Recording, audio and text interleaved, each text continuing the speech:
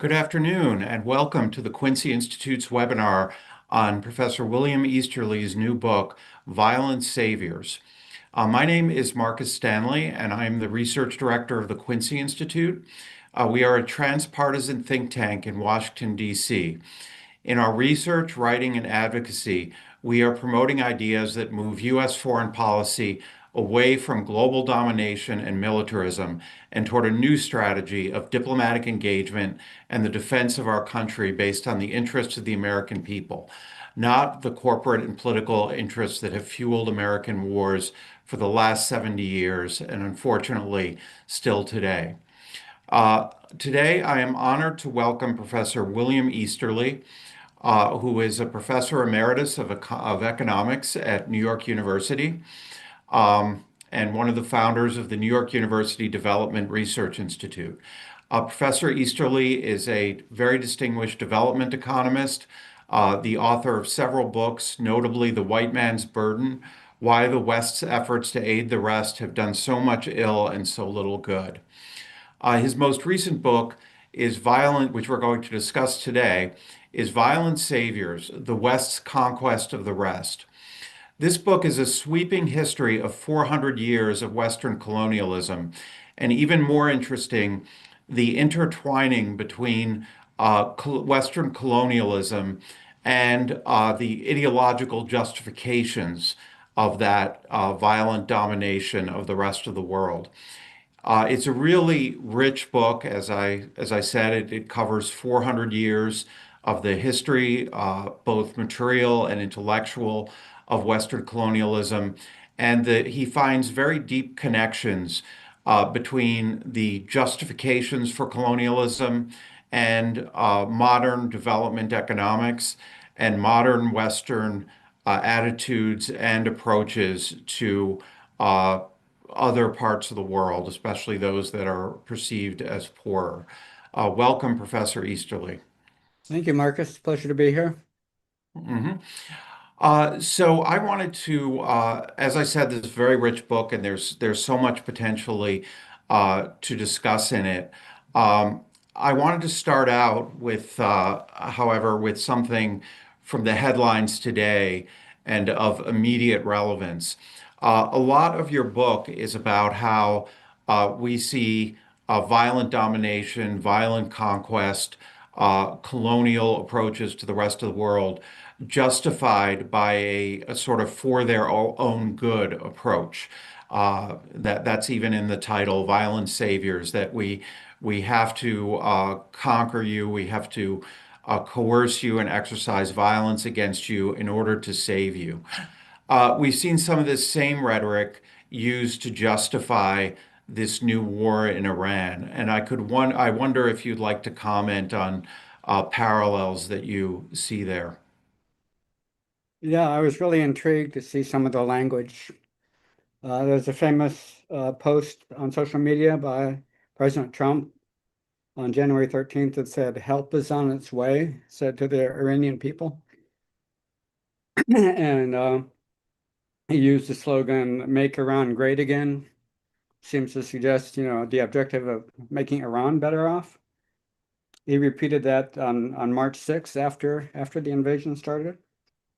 And Netanyahu also used this phraseology that after the invasion, after the bombing, he said, help has arrived. This word help is interesting. So in the book, I start off with another example that used the word help. This example was thinking that a place being conquered at the time, that the inhabitants had said, "Come over and help us." That was the exact phrase being used, "Come over and help us." And that conquest was the conquest by English settlers of Massachusetts in 1630. The quote was from John Winthrop, the first governor of the Massachusetts Bay Colony. So he imagined, and this later appeared on the Great Seal of Massachusetts, this picture of an Indian saying, "Come over and help us." So of course this Indian in that case was imaginary, and but Winthrop very much believed in the ideal that he said about the Indians of Massachusetts they will, quote, learn from us to improve the land that we leave them after we take away, a good part of their land. So yeah, we're taking a lot of their land, but we're actually benefiting them because the land they have left, we're going to give them lots of agricultural advice, and they're going to make more out of that land than they're making now with all the land that they have. So this is kind of one of the first instances of what we could call the development right of conquest. That if you claim you're developing some people, then you have the right to conquer them because it's really for their own good. We're conquering you for your own good. So this word help, it's very, very ironic. It sort of recurs over and over again. I know Laura Bush at the time of the Afghanistan invasion in 2001 imagined that Afghan women were rejoicing about the arrival of U.S. troops. This image of the grateful people that are grateful that we are conquering them and bombing them and invading them and shooting at them is kind of this bizarre continuity through 4 centuries of Western colonial history and still today around today and the justifications for Western conquest of the rest of the world. Wow. Yeah, and I want to, by the way, note to our listeners that I will be interviewing Professor Easterly for the first half of this discussion, but then I will turn to questions from the audience, and I would encourage you to put your questions in the Q&A box at the bottom of your screen, and I will get to those at the end of the discussion. So Professor Easterly, you have a long career, of course, and experience in development economics, including, hands-on work in the field and efforts to, as a representative of a more powerful, wealthier country, try to use development economics to improve people's well-being. How did those firsthand experiences of yours help to shape this book and the other work that you've done? Because in many ways, this book is very negative on your own profession. Yeah, sorry about that. I'm very negative on myself, I guess, since I'm in that profession. Uh, no, I think there are kind of two things that really bothered me a lot throughout having a career as a development economist. And they're really in the title Violent Saviors. So the first was violence and the second was saviorhood, or maybe the other way around, saviorhood and violence. So the saviorhood is a sort of attitude of paternalism that we know best, what other people need. And that attitude both makes aid sort of less materially effective, which is really what I talked about in earlier work, but also just violates a basic principle of that we usually use in economics, that we only know if people are better off if they have consented to what we are offering. So we use that principle in the private marketplace. We presume that if somebody chose to get more of good A than good B, then good A must make them better off than good B. But we don't apply that kind of logic to aid. We just, do the aid willy-nilly. We don't ask for feedback. We don't have any accountability. We're giving them what they want. So that's something that's bothered me all along, that's paternalism that we know best.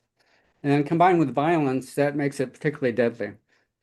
And violence and takes several forms. The kind of supposedly humanitarian military interventions that we saw in Afghanistan are now being claimed for Iran. It also takes kind of arm twisting coercion of a gentler kind by the IMF and World Bank when they impose economic policies in other countries as sort of blackmailing them with whether they can get loans or not. It occurs also in sort of the way aid allies itself with local authoritarians, local tyrants. So like aid in Ethiopia allied itself with during the long reign of Meles Zenawi from the 1990s till he died in 2012. And during that period, Ethiopians did not have any chance to consent to their own progress. It was being imposed on them by violence. Even, cases of where farmers were coercively taken off their own land and forced to move to government-sponsored model villages, which had nothing that they needed. and that was supported by the international aid community. So that combination of coercion and paternalism is sort of what I think is really most deadly in development. And there's this great tradition that I knew a little bit about, but I discovered a lot more in doing this book of liberal economists and thinkers and anti-colonial resistors who very much stress the ideal of consent as opposed to coercion as a way to think about what is true progress. And sort of the liberal skepticism that I think is the key here is, if what you're doing is really supposedly so good for the people you're helping, why do you have to force them to take it? If it's so great, why don't you just let them choose whether to take it or not? Why do you have to force it on them? So that kind of liberal skepticism kind of infused the whole history of colonialism by thinkers like Adam Smith and John Stuart Mill, and modern thinkers like P.T. Bauer and Milton Friedman on development. But always stress the principle by which you judge progress is not some material increase in income, but it's really about whether people voluntarily chose what you're offering, or voluntarily chose in the marketplace what they want, or voluntarily chose through democratic processes, what they're receiving through public spending and through international aid. It's striking what you mentioned about the model villages in Ethiopia, because that was also a central part of our war strategy in Vietnam, actually, Hmm. that we would move people to these strategic hamlets, which were fortified and protected, and we would supposedly deliver aid there and protect them from the communists. So Yeah, it's I did a section on that in the book on Vietnam. Mhm. It's a great example of what we have failed to learn over and over again. Yeah, and Afghanistan and now Iran.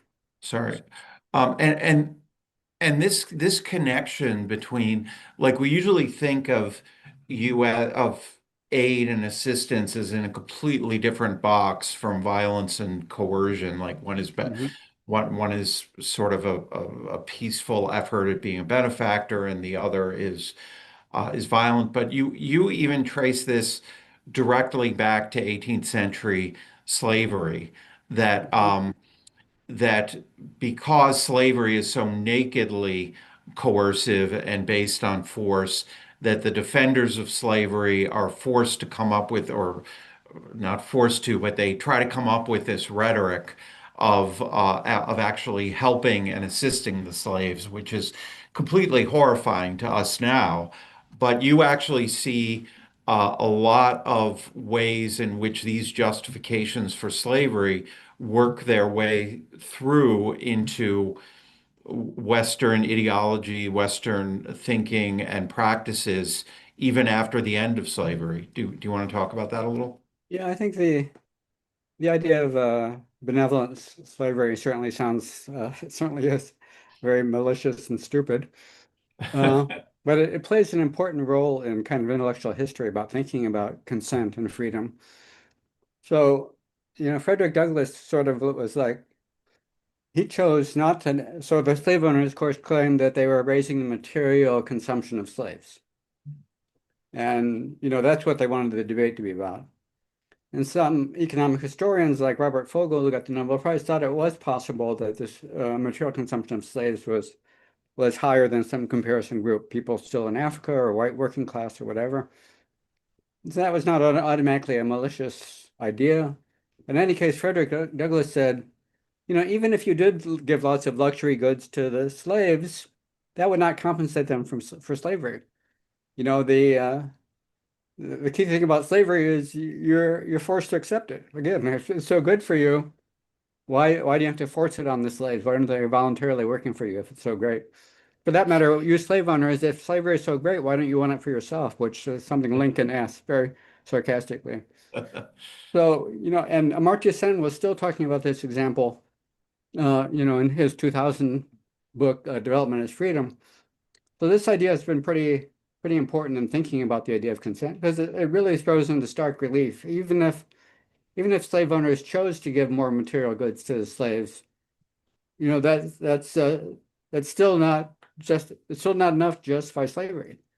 Or as some of the liberal skeptics said, why did the slaves run away? It was so great for them. Again, you radically redefine the notion of progress to be not based on material consumption, but based on the idea of choice, of consent, of freedom to choose.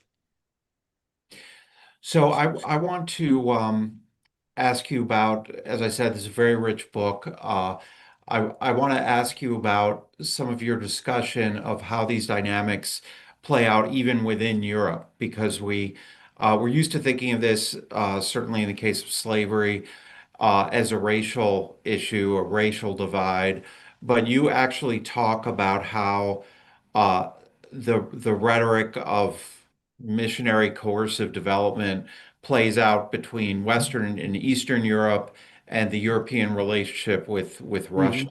Mhm. Do you want to talk a little about that? Yeah, Russia really fascinates me as an example, that there's this kind of long history of sort of Western paternalism, often through violence towards Russia, but still seems to be affecting, Putin's ideas today. And so, even Napoleon invading Russia claimed that he was doing so to bring the benefits of progress, blessings of progress to Russia. Lenin, after the revolution, Wilson had gifted him the gift of a kind of lame American attempt to intervene in Russia to try to, stop the revolution and let the other side win.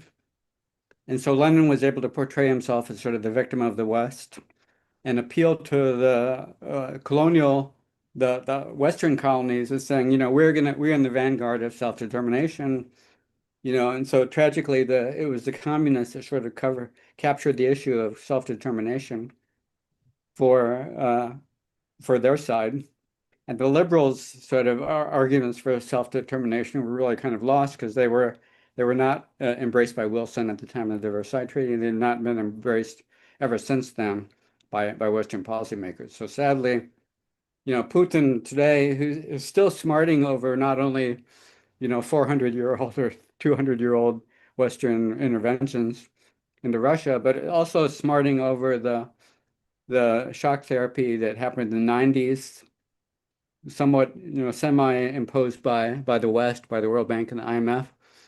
And Putin says bitterly, they treat us like a colony. And that's part of of course, he's a total evil hypocrite because he's denying self-determination to Ukraine.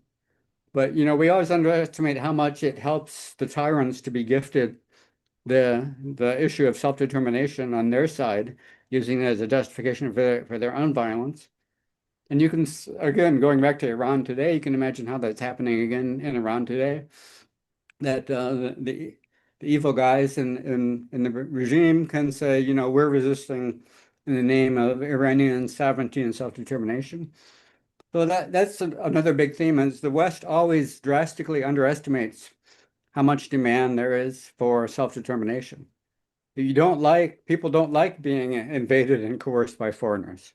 That's kind of universal everywhere, and obviously would apply to US citizens also. So, it's like a great gift to keep an evil regime in power, to gift them with the issue of self-determination when the West is trying to bomb them and invade them. Yeah, and the we often talk about things in American foreign policy in terms of good and evil, but when you're dealing with history like slavery, like bombings, like these these things become blurrier. Um, but yeah, I want to ask more about that issue because there's sort of there's almost a conflict between the ability of a nation to exercise self-determination in the face of violence or in the face of colonialism, and the ability of that nation to liberalize and open up and introduce liberal freedoms. Because Mhm. when you're resisting foreign violence, you militarize, and this is Yeah, totally authoritarian, right. Yeah, totally. lends itself to, as you said, evil tactics on the part of the government, but you may feel that you have no choice, whereas liberalizing and allowing more consent, more openness to your people also may make you more vulnerable. to violence from outside. Yeah, It's really almost tragic how this it plays out. is. But you want to talk a little more about that?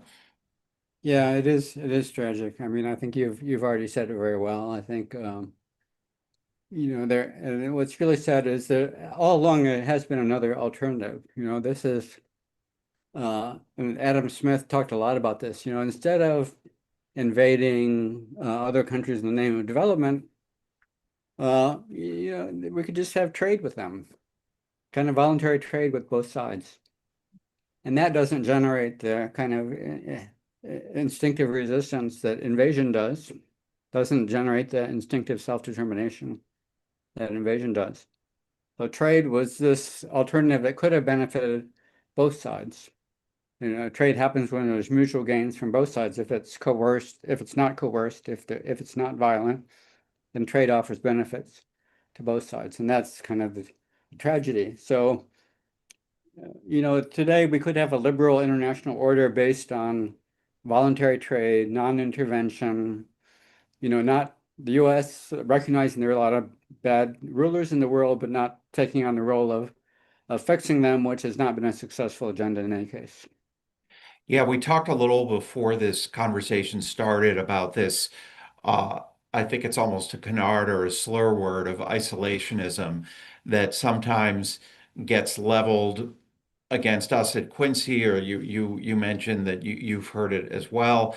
And really, to me, an agenda that tries to encourage openness, trade, commerce between as much of the world as possible is the opposite of isolationism. It's really striking to me how when you oppose militarism, violence, and coercion, uh, someone can call you isolationist as though the only way to interact with the rest of the world is violently.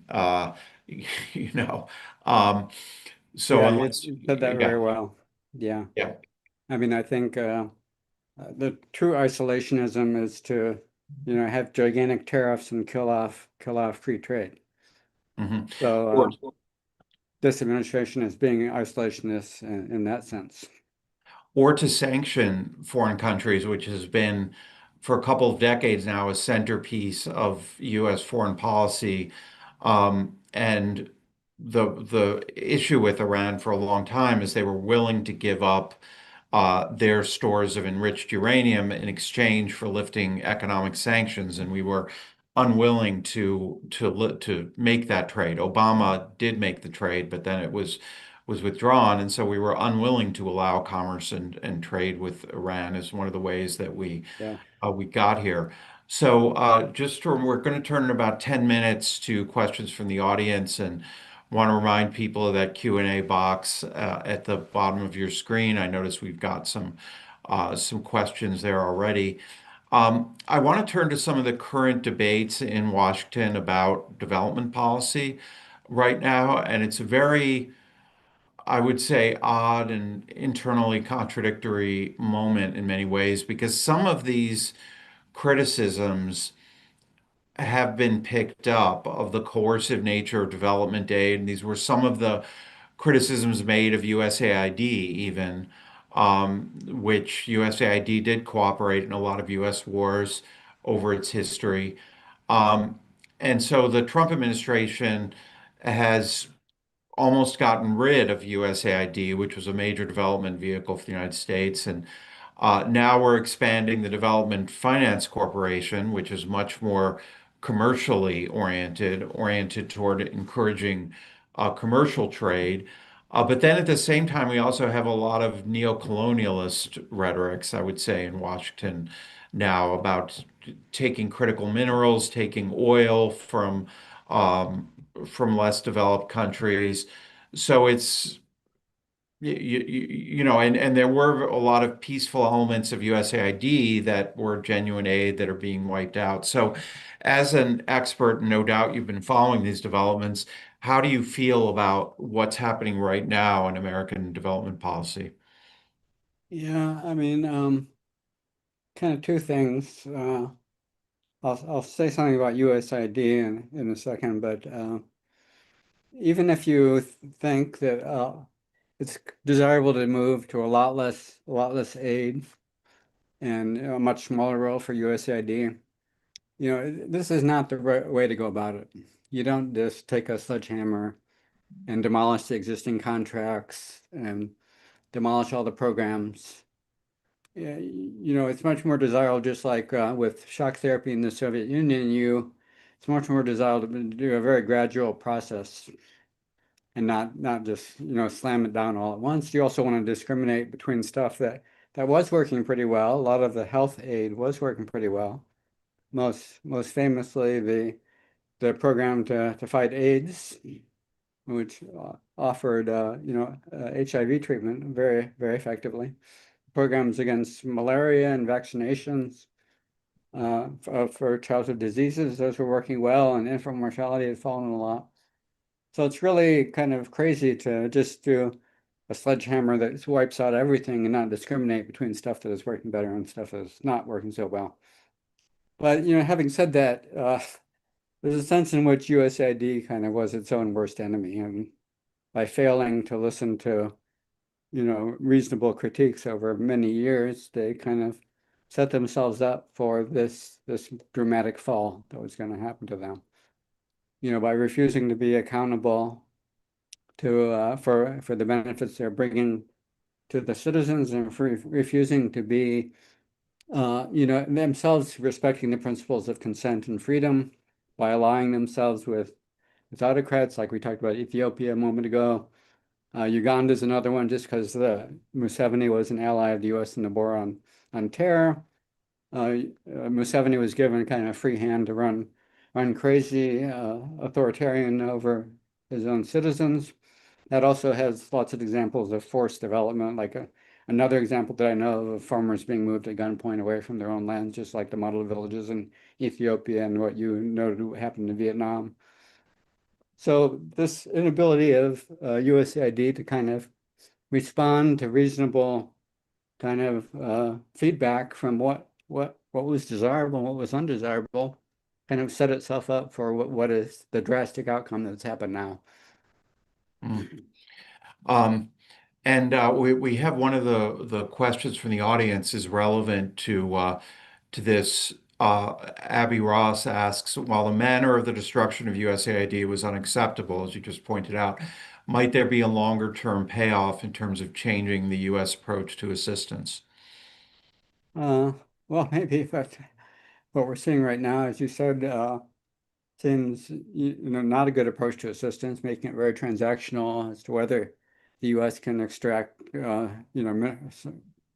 materials that they want and so on. So I don't see any sign of a good approach to assistance coming into the picture anytime soon. So, where does it go from here? I mean, maybe the other positive thing that could happen is, yeah, maybe there'll just be a lot more respect for uh, the sovereignty and the self-determination of the aid recipients, both individual and collective, that maybe now is more feasible now that aid is being sharply reduced. Mm. And and the Development Finance Corporation, just to follow up on that, it does seem to be there's a lot of sentiment in Washington, uh, and this happened with the reauthorization of the Development Finance Corporation. There was a very significant increase in uh, its risk capital and the capital that it could expend on its projects, and there was a lot of support for that in Congress. So we seem to have uh, a, a new model through the Development Finance Corporation, but it's very oriented toward U.S. strategic priorities, including in some cases military priorities, Hmm. competition with China.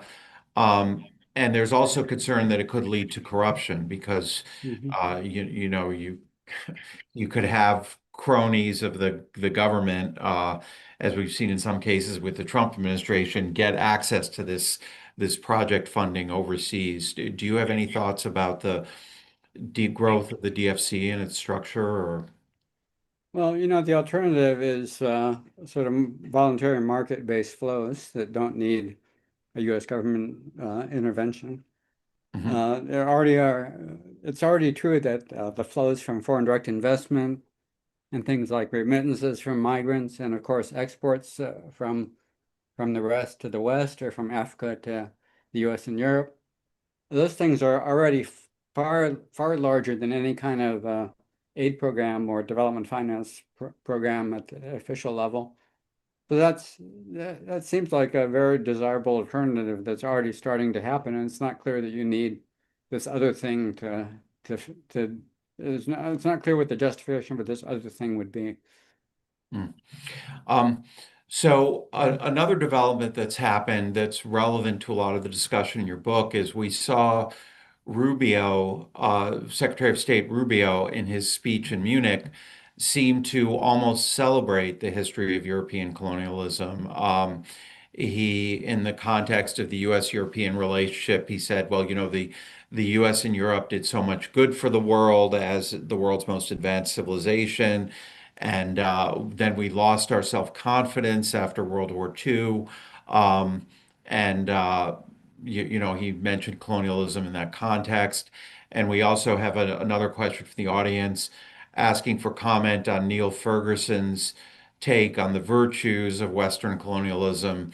I would say it's not just that the West lost its self-confidence, but that the colonial states actually rebelled against colonialism. So it's not just a mysterious, oh, we decided to walk away from this. But I Yeah, wonder if you could comment on this seeming revival of yeah, colonialism. yeah. I mean, again, it's the great skeptical principle comes into play again. If what the colonial powers were offering was so great for the subject, why did you have to force them to take it? And like you just said, why did they rebel against this? Uh, I think the Neil Ferguson and the Rubio analysis that you're talking about is based purely on these material indicators, like improvements in infant mortality and building roads and, very material things like that, which, by the way, it was not that great a record during the colonial era anyway. But the point is not whether they're, again, just like with benevolent slavery, the test of benevolent colonialism is not whether it did lead to material improvements. If it did, okay, sometimes it did. That's great. It's not nothing. But the real test is the people you're supposedly benefiting, did they accept it? Did they choose to take it? Did they want that? You're basically saying, we'll take away your self-determination, but offer you these material compensations. And I think the history of colonialism is that the subjects are saying, no, thank you. We don't want that deal. We want our self-determination back. And Hmm. even when there are big failures in which, the independent states really mismanage the economy and the economy goes way down, there's not detectable any movement to return to colonialism. So if it was so great, why isn't there some movement to go back to it in those places that have had disasters? And even the disasters don't manifest any political movements in which people are calling for, bring back the British or bring back the Americans or whatever. Yeah. And some of these, I actually do think there's a lot of material evidence that being dominated by a foreign power can be very dangerous for your health materially. I mean, there are these material technological benefits, uh, roads, bridges, what have you, but those don't always move their way down to ordinary people. And we know from Amartya Sen's work, right, that there is a connection between, for example, famine and foreign domination, and famine and autocracy, where when there are these shortages, uh, when there's no public control over the economy whatsoever, that these horrible events can occur, and the people in charge just don't care about the impact. Yeah, I agree with you. There definitely are cases where colonialism is a big material disaster. And Adam Smith was already writing about that in the 18th century, about how the British in India were a disaster with famine. violence and everything else. But I think the key point that I'm interested in is that you don't need to sort of defeat the idea of material benefits in order to criticize colonialism. You could concede that sometimes colonial regimes do improve material well-being. I mean, one clear example would be going back to the U.S. European conquest of Native Americans in North America.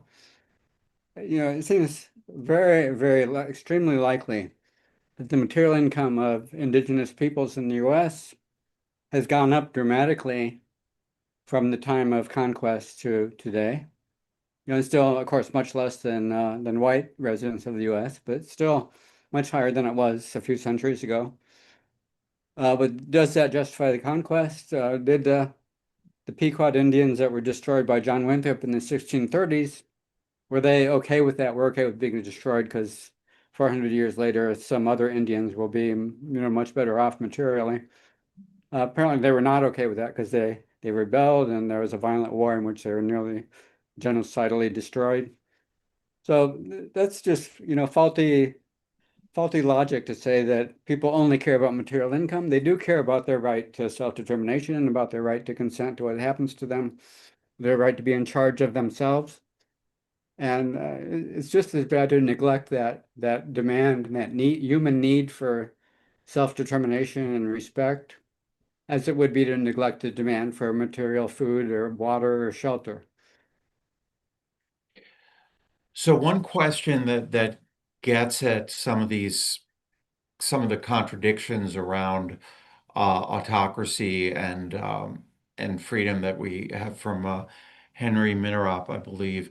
Um, and he asks, in determining what aid to provide or what trade to permit, also when dealing with a dictatorial regime, how do you determine what the people want as opposed to what the regime wants for its own purposes? And this is something that Mhm. very frequently comes up in policy discussions in DC around both aid and permitting trade, the argument that some autocratic or dictatorial regime will uh, get the benefits of that somehow in terms of increasing its own wealth or military capacities. Well, the thing that's most likely to increase the power of the regime is official aid, because as we've been talking about, like USAID in Ethiopia and Uganda is often channeling the aid to the tyrannical regime, whereas kind of voluntary interaction through trade, that tends to strengthen the individual citizens and not the regime. Mhm. But what kind of interaction is best for fighting evil regimes? I think it's not aid, but trade. And actually, sanctions on trade or banning trade also tend to help uh, autocratic governments because they are the ones uh, who then control what trade does come through. Because trade with the outside is generally not permitted, Hmm. the government finds it much easier to kind of take command of the few avenues of trade that happen, often because these have to be arranged by, secret or military means. And that's actually what happened with the Iranian Republican Guard. The more sanctions we put on, the more powerful the IRGC got because they controlled all the means of sanctions evasion. And they preserved the few benefits that were coming in for their cronies. So it really harmed the middle class and merchant class in Iran. Hmm.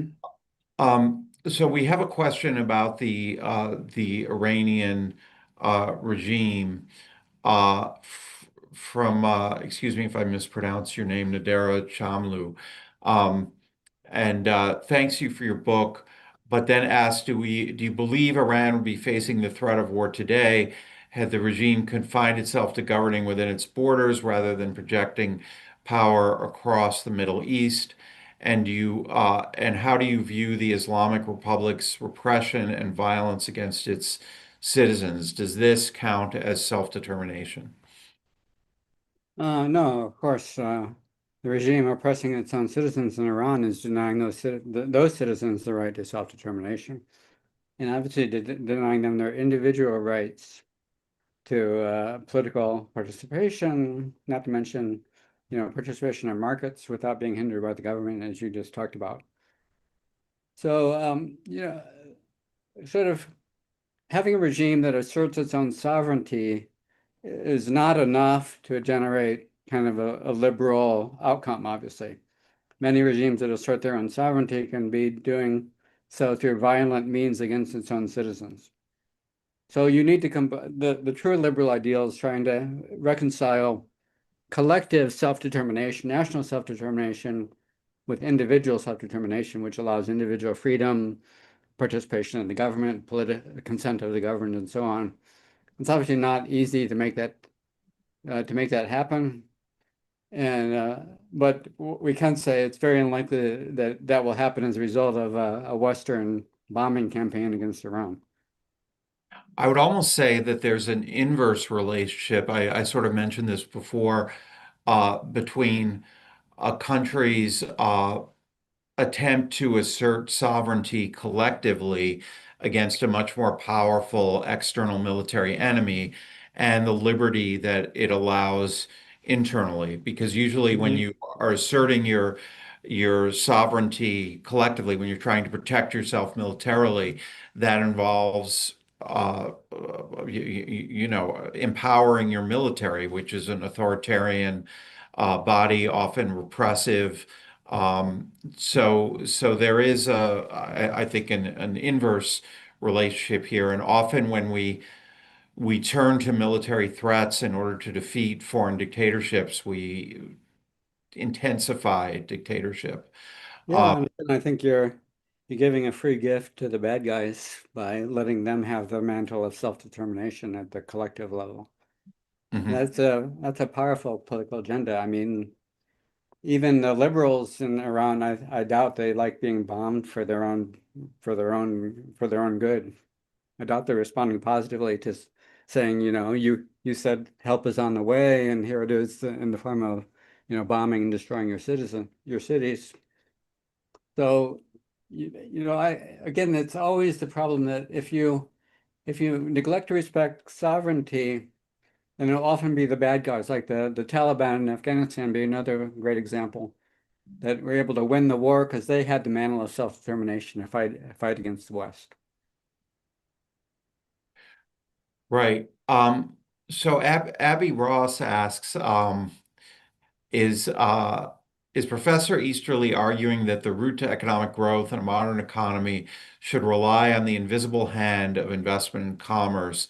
African subordination and conquest married the interests of states and the immense investments of the capitalist private sector in those colonial states. Is the private sector the answer, not state foreign assistance? So uh, I do think, and I have a follow-up question on this too.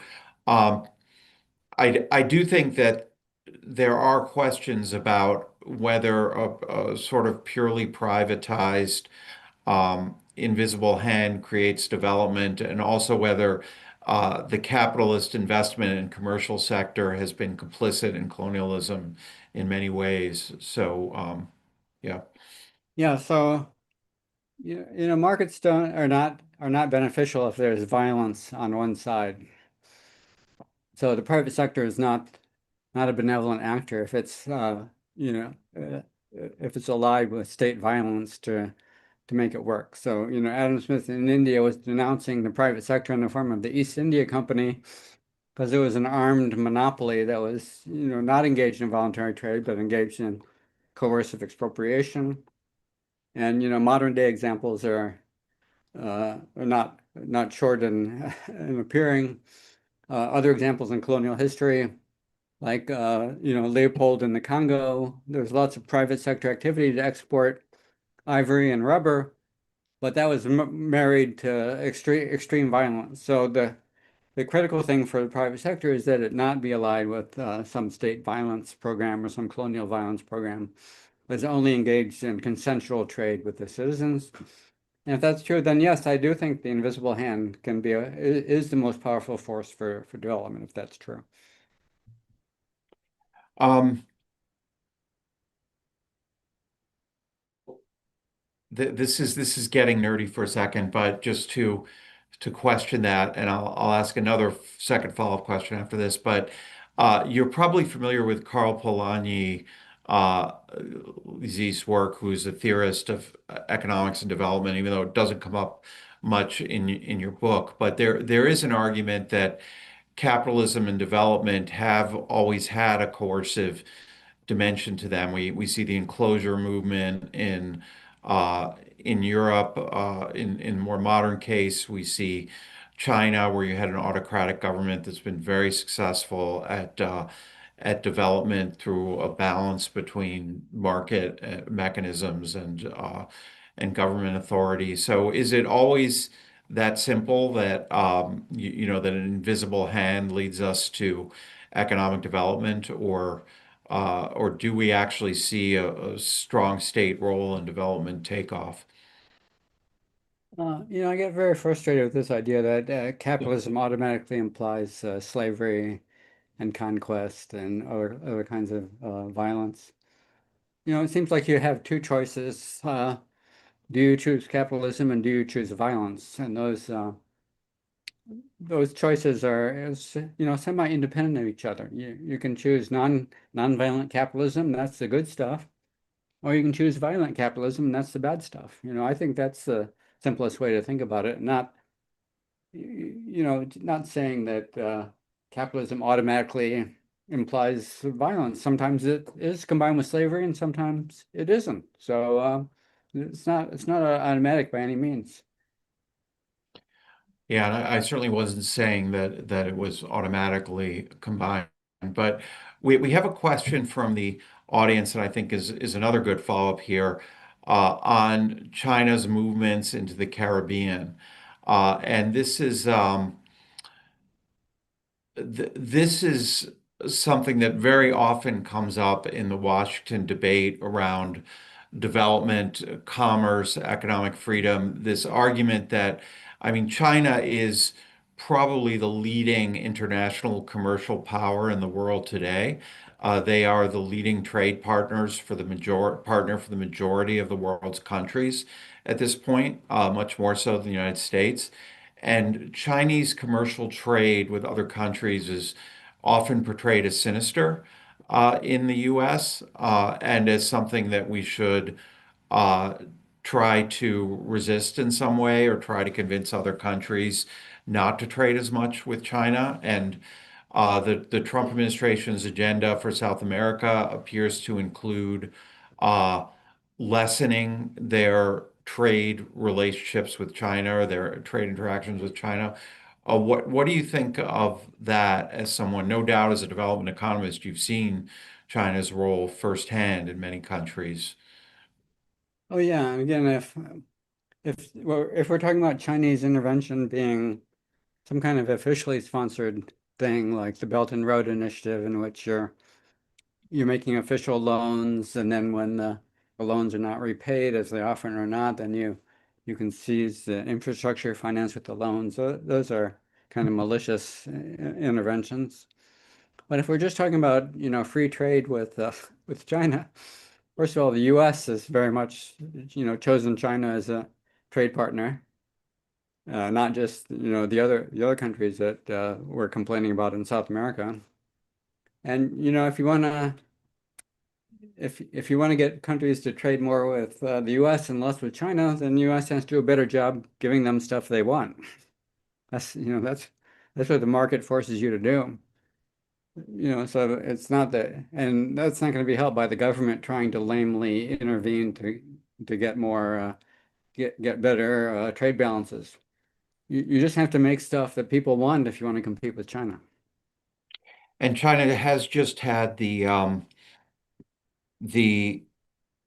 biggest infrastructure and manufacturing build out probably in human history. So they have a lot of infrastructure contracting skills and a lot of manufacturing expertise, sort of genuinely, that is difficult to Mm-hmm. compete with. Hmm. So, just on a competitive basis, we're going to have to work at that. Hmm. Um, so we have a question, a very broad, but I think actually very good question from Saeed Ali, don't we need fair terms of trade? Uh, should or how can the terms of trade be made fairer for the global South? And I do think this sometimes does get ignored when people make laissez-faire arguments that there are terms of trade that are institutionally determined, and sometimes these create systematic disadvantages. What are your thoughts on that? Well, what I like about the economist viewpoint, having been, trained uh, in that viewpoint all of my career, is that, it tries to think about what exactly has gone wrong with the market that leads to kind of unfair terms of trade. So you want to think very specifically what led to that situation, and then you can think about correcting it. So it could be that there's just like a vast monopoly power on one side of the transaction or the other. That would be a good example leading to unfair terms of trade. If there's monopoly buying power being imposed on the seller of a raw material or commodity, and that leads to, abnormally low prices for that commodity or raw material. And then you think about how you can try to break the monopoly. So I think, that thinking needs to be more precise in that way. And we have a question from one of the people in the audience related to a question that came up before about trade with dictatorships, but it's formulated somewhat differently, and I think it's an important topic. Jennifer Quinn asks, are free consensual trade relations with citizens even possible in a country with an autocratic regime? If the economy is controlled by the government, won't the people be unable to exercise trade choices? Yeah, a great point. Yeah, if the government has kind of vast economic controls over the population, often happening through, I mean, there are lots of different kinds of controls. The ones I'm most familiar with as a macroeconomist are things like, ceilings on interest rates or, forced commodity, telling commodity exporters like, cocoa producers in Ghana were forced to sell their cocoa to the government at a government price that was way below the world price. And that was an example where the government, that was happening a lot from independence in Ghana to through the 1980s. And that was obviously not leading to benefits of trade for cocoa exporters. And then when the government started removing those controls, yeah, they had a lot more benefits from free trade. So yeah, it doesn't, it is very important how much the government is oppressing its own citizens economically through taxes and coercive controls. So we have Carlton Hughes in the audience asking a very classic question about laissez-faire capitalism, which I'm sure you've heard many times, and often comes up in development contexts, which is that capitalism may be good for wealth creation, but is it good for distribution? And what are the potential issues with distributive justice? Yeah, of course, there is very high inequality in a lot of capitalist economies. Um, I think, and it's up to the citizens to decide, how much aversion they have to inequality and how to kind of treat inequality as a policy matter without also not violating the individual rights of citizens too much. Those are kind of standard quandaries. I mean, I think as a development economist, I'm kind of more attached to the idea of absolute poverty rather than relative poverty. I think the ability of capitalism to lead to large increases in material income of the poorest part of the population and resulting in very large reductions in poverty rates. I think that's a measure of inequality that I think it has vastly improved over our generation. The world poverty rate has decreased from something like 40% to something like 10% over the last 40 or 50 years. And that's a kind of improvement in inequality that I think there can be more universal agreement that that's a wonderful thing. So going back to this question of USAID and also the broader neoliberal trade framework that you do talk about in your book. And actually, I should have gotten to this before because that's a very interesting segment of the book. But Wego asks, would you agree that USAID has been a neocolonial instrument of the U.S. empire during and after the Cold War? And then also, how about the World Bank, IMF, and WTO, uh, which are the instruments of the Washington Consensus that have been viewed as colonial institutions in the global South? Um, and then there's a follow-up question with that, but that's a very big one. So I'll throw that to you. Yeah, I mean, neocolonial, I think, again, we want to be precise about what colonialism is. It does usually involve some kind of coercion or violence. So it's most obvious in the cases of actual U.S. military intervention, like Afghanistan, or again, supporting authoritarian rulers in the name of aid and development, as we're already talking about Uganda and Ethiopia as examples of that.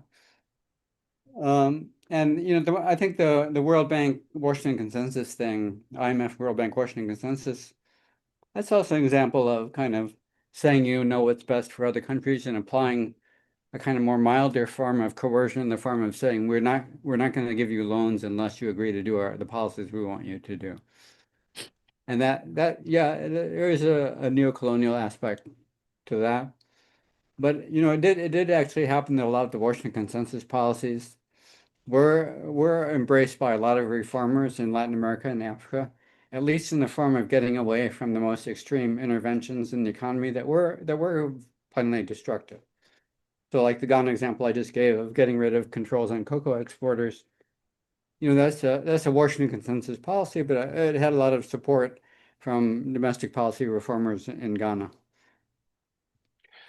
So maybe this might be the final question, and just to follow up on the Washington Consensus discussion, we are seeing this movement. We have really seen, I think, a movement with increasing momentum over the last decade um, to move away from neoliberal globalization in economic policy, um, and move toward more nationalist economic policies, greater use of tariffs, greater sort of weaponization of economic resources, whether it's critical minerals or chips in the U.S. chip blockade against China. What do you think of that direction in economic policy, and why do you think there isn't more popular support for neoliberal trade policies? Yeah, I'm not a fan of that direction, as you can imagine. Mhm. Um, Neoliberalism is sort of like the using the term isolationism. It's just a slur that you try to win the argument by just invoking a one-word slur on somebody you don't like or some policies you don't like. So, let's go back to basic Econ 101, the benefits of trade, of mutual trade that allows both sides to benefit. That seems the idea of economics as a positive sum game, not a zero sum game, which only one nation has to benefit at the expense of another. I would love to see us hanging on to those insights, which it seems are being more and more lost in both the global South and the global North.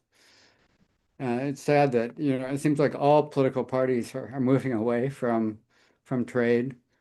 I don't, to be honest, I don't totally understand why that is. I have to blame also economists have done a bad job, kind of advocating for those benefits of trade.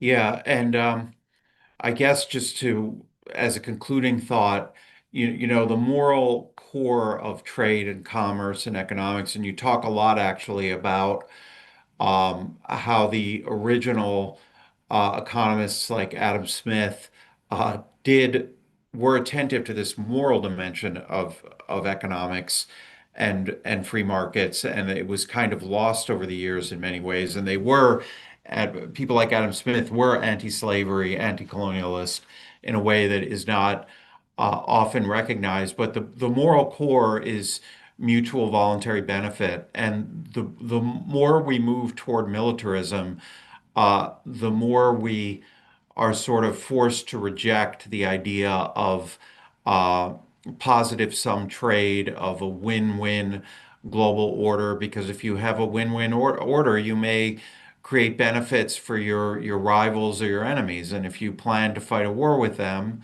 that is something that you seek to avoid. You actually seek to harm through trade, or you seek to Right. benefit yourself or prepare for military conflict through trade. So this is a real fundamental uh, contradiction between, I think, militarism and the vision of freedom that you have. And I'll do. Do you want to say something in conclusion before we go?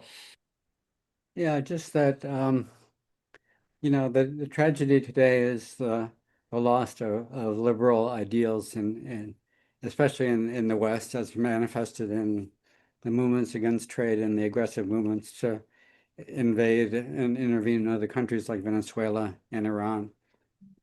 And that's not gonna end well either in material terms or in terms of the liberal values that a lot of us treasure, like freedom, equal rights for all people, equal rights for all members of all groups.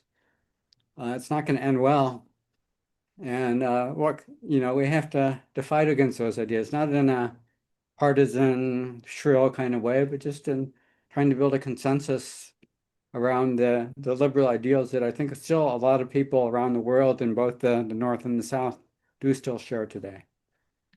Well, thank you very much, Professor Easterly. And what you just said, I think, really resonates with the Quincy Institute's mission and what we're all about. So thank you for summing it up so well. And thanks to everyone for participating today. And again, thanks again to Professor Easterly, and encourage folks to seek out and buy his book, Violent Saviors, which we've discussed today.